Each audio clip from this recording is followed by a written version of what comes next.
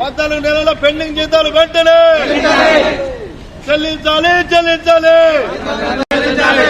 అధికారుల మొండి వైఖరి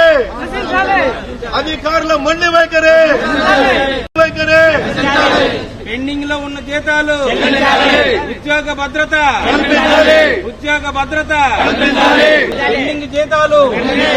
పెండింగ్ జీతాలు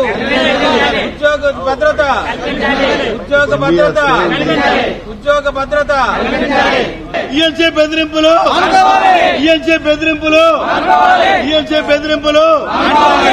ఇవ్వాలి.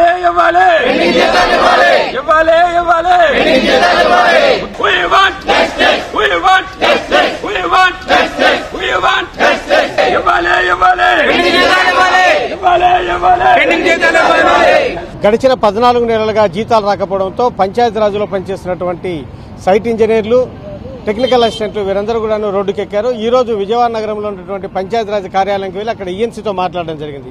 అయితే అక్కడి నుంచి సరైనటువంటి సమాధానం రాకపోవడంతో వీరు ఇక్కడ రోడ్డు మీదకి వచ్చేసి తమ ఆందోళన వ్యక్తం చేస్తా ఉన్నారు. తమ 14 నెలల జీతాలు ఇవ్వడంతో పాటు తమకు ఉద్యోగ భద్రత కల్పించాలని డిమాండ్ చేస్తున్నారు. వీరికి సంబంధించిన వీరి నాయకుడు దివాకర్ మనతో ఉన్నాడు, వారిని నిలిచి తెలుసుకుందాం. దివాకర్, చెప్పండి, దీనికి సంబంధించినటువంటి మీరు ఈఎన్సీతో చర్చలు జరిపారు కదా, 14 నెలలుగా జీతం రావడం లేదు, ఆయన నుంచి ఎటువంటి సమాధానం వచ్చింది? సార్, ఆయన ప్రతిసారి వెళ్ళినప్పుడల్లా కూడా మేము పైకి రాస్తున్నాము ఇదే కథ చెప్తున్నాడు, కానీ ఎక్కడ కూడా మా గురించి కూడా ప్రభుత్వ దృష్టికి తీసుకెళ్లలేదు. గత ప్రభుత్వంలో కూడా చాలా వాళ్ళు కాలరిగలా తిరిగినా కానీ ఎటువంటి ప్రయోజనం లేదు. ఇప్పుడు మాకు ఈఎస్ఐ ఈపీఎఫ్ కూడా కట్టడం లేదు.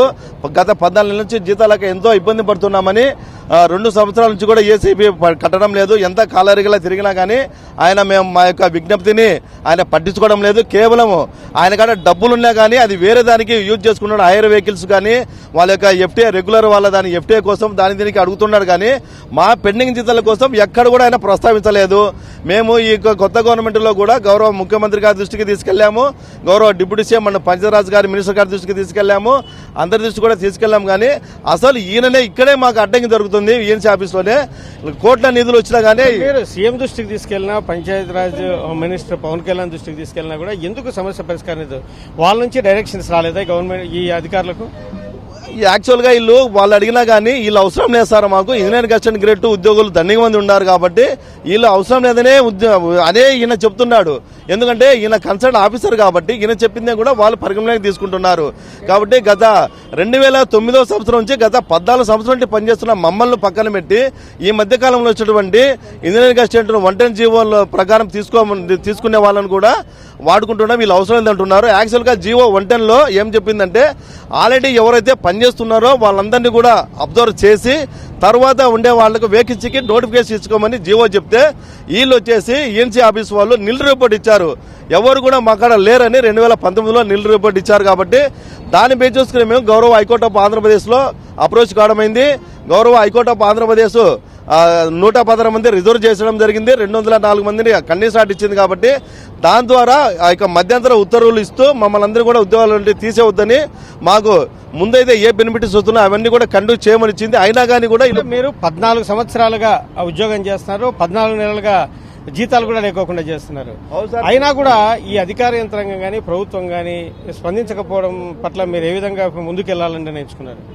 మేము వీళ్ళ మొండి వైఖరిగిన మారకపోతే మేము రాష్ట్రోగులుగా ధర్నాకు అజిటేషన్ ప్రోగ్రామ్ కి అయితే మేము ప్రభుత్వ దృష్టికి తీసుకెళ్లే వరకు కూడా మేము పోరాటం చేస్తాము.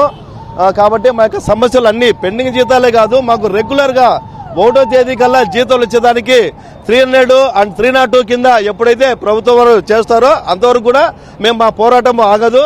అవసరమైతే లీగల్ గా కూడా మేము వెళ్లాలని కూడా మేము నిర్ణయిస్తున్నాం. మీరు చెప్పండి మేడం, ఇప్పుడు చూస్తే కనుక మీకు వచ్చేటువంటి జీతాలు ఎంత? మీకు వచ్చే జీతాలు ఎట్లా సఫిషియెంట్ గా ఉన్నాయా, లేకుంటే కనుక వచ్చే తక్కువ జీతాలతోనే మీరు చేస్తున్నారు, ఉండే జీతాలు కూడా ఇవ్వడం లేదు? మరి మీ జీతాల విషయంగా మీరు ఎటువంటి పోరాటం చేయనున్నారు? సార్, మాకి సంవత్సరం అయితే అంది జీతాలు రాక చాలా ఏళ్ళ నుంచి పోరాడుతున్నాము. ప్రతిసారి ఏఎన్సీ ఆఫీస్ కాడికి పోయి అడుగుతానే ఉన్నాము, జీతాలు రాలేదు. సార్ అయితే చూస్తామంటున్నారు కానీ మాకు పెట్టడం లేదు. ఇంతమంది కానీ పోయి అడిగినా కానీ చేస్తాంలే అంటారు కానీ పెట్టే ఉద్దేశం అయితే కనిపించడం లేదు. మేమైతే రోడ్డు పన్నాం, పిల్లలు చదివించుకోలేక రోడ్డు పన్నాం. మేము చాలా ఆర్థిక సమస్యలు ఉన్నాం, చాలా ఇబ్బంది పడుతున్నాం సార్. మేము జీతాలు లేక ఎట్లా మాపై దయ ఉంచి జీతాలు వచ్చేటట్లా మీరు ప్రయత్నం చేయండి. 14 సంవత్సరాలుగా మీరు ఉద్యోగాలు చేస్తున్నారు, 14 నెలలుగా జీతాలు ఇవ్వడం లేదు. ఇప్పుడు మీరు అవసరం లేదు అని చెప్పేసి మీ డిపార్ట్మెంట్ చెందినటువంటి అధికారులు చెప్పడాన్ని ఏ విధంగా చూస్తున్నారు? మేము జీర్ణించుకోలేకపోతున్నాం సార్. అసలు ఇన్ని సంవత్సరాల నుంచి వేరే పోస్ట్కి ఏదైనా వెళ్ళాలని అన్ని ఏజ్ బారైన వాళ్ళమే ఉండాము. ఎక్కడికి ఏ ఉద్యోగానికి కూడా ఎలిజిబుల్ కాదు. ఉండే ఉద్యోగం వదిలిపెట్టుకోవాలంటే ఎక్కడికి వెళ్తాం సార్? ఇప్పుడు ఇన్ని నెలల జీతాలు లేక కుటుంబాన్ని పోషించుకోలేక చాలా అవస్థలు పడుతున్నాం సార్.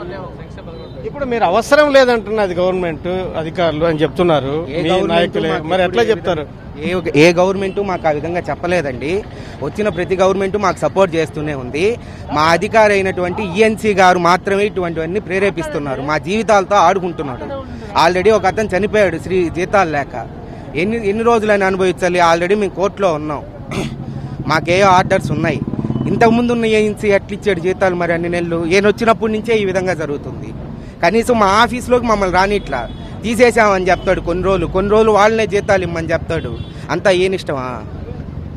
ఇది మొత్తానికైతే గడిచిన 14 సంవత్సరాలుగా తాము పనిచేస్తున్నా 14 నెలలుగా జీతాలు ఇవ్వకపోవడంగా ఇప్పుడు తమకు అవసరం లేదు అని చెప్తున్నారు. ఇంకా ఏమన్నంటే కనుక మీరు గత గవర్నమెంట్ లో ఉన్నారని కూడా ఇప్పుడున్నటువంటి ఈఎన్సీ అంటున్నారని చెప్పి ఆవేదన వ్యక్తం చేస్తున్నారు. పరిస్థితి ఈ విధంగా కొనసాగితే కనుక ఖచ్చితంగా రోడ్డుకెక్కి పెద్ద ఎత్తున ఉద్యమం చేస్తామని చెప్పేసి వీరు ప్రభుత్వాన్ని హెచ్చరిస్తా ఉన్నారు.